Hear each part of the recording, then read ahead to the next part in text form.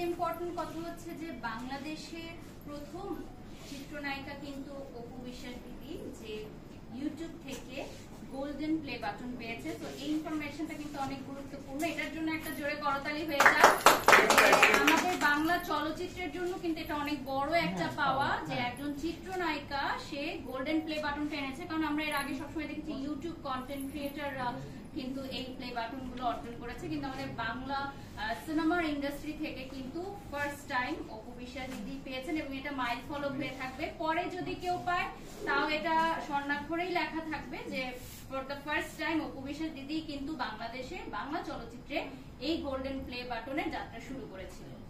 Thank you. আর সব থেকে সত্যি ভালো লাগে আমার নিজেরও যে এত অল্প সময়, অনলি 1 বছর, মানে 12 মাসের মাঝে এত বড় একটা অ্যাচিভমেন্ট, এটা আসলে ভাষায় বলে প্রকাশ করা যাবে না। আর আমার মনে হয় এখানে ক্রেডিট আব্রাহাম খান জয়ের অনেক, যদিও সে আজকে নাই আমাদের মধ্যে এখন উপস্থিত, কিন্তু ওর কথাটা আমার মনে হয় বলতে হবে, কারণ ওর ভিডিওগুলো বেশি আমার মনে হয় দেখতে পছন্দ করে। একদম একদম ঠিক তাই। আর এখানে ক্যামেরার অপর প্রান্তে আমার সমস্ত পছন্দের ভাই ব্রাদাররা আছে, সাংবাদিক। মানে এখন তো আমরা পরিচয় পরিচিত, বাট বেলা শেষে ওরা আমরা ভাই বোন। আমি নায়িকা, তারা হয়তো সাংবাদিক। আর পাশে আছে আমার সমস্ত ফ্যান ফলোয়ার একটা গ্রুপ আছে। তোমরা একটু দাদারি সেটে চলে আসো। আসো আপু।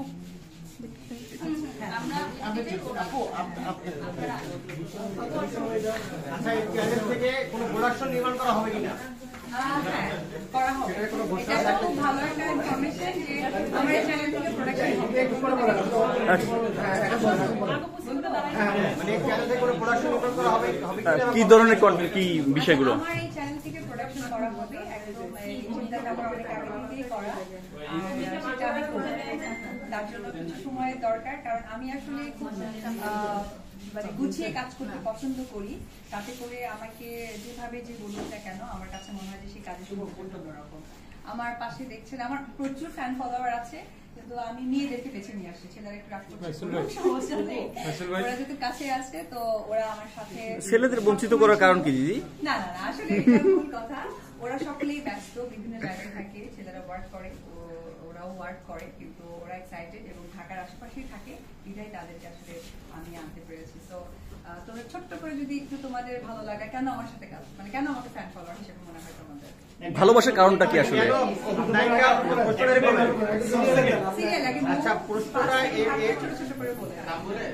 আমার ভালো লাগাটা দিদির প্রতি আসলে, আপনার নামটা বলে। আমার নাম হচ্ছে মৌ, একজন উদ্যোক্তা, আমার নিজের অনলাইন বিজনেস আছে। যাই হোক, সেই পরিচয় না যাই, দিদিকে ভালো লাগা আসলে আমার দিদি হচ্ছে আমার কিশোরকালের প্রেম।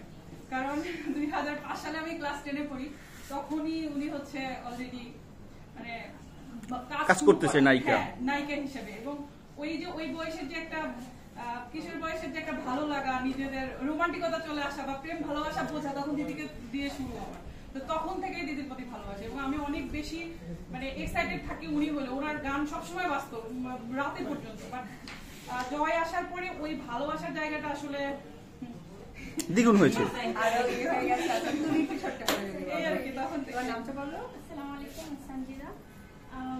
দিদিকে সেই ছোটবেলায় থেকে অনেক ভালোবাসি, অনেক আগে থেকে আমার কাছে দেখি। আমার ফ্যামিলি সবাই দিদির অনেক বড় ফ্যান। আর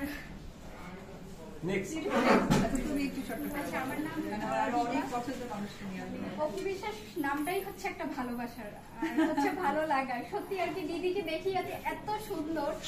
আর দিদির মুভি আসলে আমরা যেই বয়সে বড় হয়েছি ওই বয়সে শুধুমাত্র অপু বিশ্বাসের ছবি দেখি হয়তো আমরা বড় হয়েছি, এছাড়া অন্য কোনো নায়িকার আসলে ওইভাবে ছবি দেখিও নাই, যে কারণে ভালো লাগে। আর উনি আসলেই অনেক ভালো মনের মানুষ। আমার নাম ফাহিমা। আমি বলতে চাই আমি ছোটকাল থেকে আমি দিদিকে অনেক লাইক করি, কারণ দিদির সবকিছুতেই আমার অনেক ভালো লাগে। দিদির থেকে আমরা ইন্সপায়ার হই। উনি একটা ভালো মা, উনি একটা ভালো অভিনয় করে, ঠিক আছে, সব থেকে আমি ওনাকে পছন্দ করি। আমি মীরা। আর ওনার ব্যক্তিত্ব আমার প্রচুর পরিমাণে পছন্দ, আর বিশেষ করে ওনার ছেলে। ওকে তো আমি আজকে মনে হয় যে 10-12 বার বলে ফেলছি যে ওকে একটু দেখতাম। পার্লারে বসেছিলাম তখন বলছি, মামনিকেও অলরেডি বলছি আমি অনেকবার। তো ওকে আমি একবার সামনে থেকে দেখতে চাই। আর বিশেষ করে আপনাদের জুটি শাকিব খান আর আপনার এত ভালো লাগতো। আর গানগুলো আমি এখনো শুনি। তো সে জায়গা থেকে আপনার ব্যক্তিত্ব বা পারিবারিক সবকিছুই ভালো লাগে। Thank you. তোমার নাম বলো। আমার নাম হচ্ছে মেম খান। বাংলাদেশের মধ্যে হচ্ছে ফার্স্ট ক্লাস আমার কাছে দিদিকে অনেক বেশি ভালো লাগে অ্যাজ এ নায়িকা হিসেবে, মাদার হিসেবে, মানে শি ইজ অলরাউন্ডার। তাকে আমার এত ভালো লাগে, আমি সেই উত্তরা থেকে চলে আসছি জাস্ট শুনছি যে দিদি একটা প্রোগ্রাম অ্যাটেন্ড করতেছে, দ্যাটস ওয়াই আমি সেই যে আমি জট ফেলে রেখে দিদির জন্য চলে আসছি। Thank তো আমি you. অনেক ভালোবাসি দিদিকে। আচ্ছা, এখন আর একটা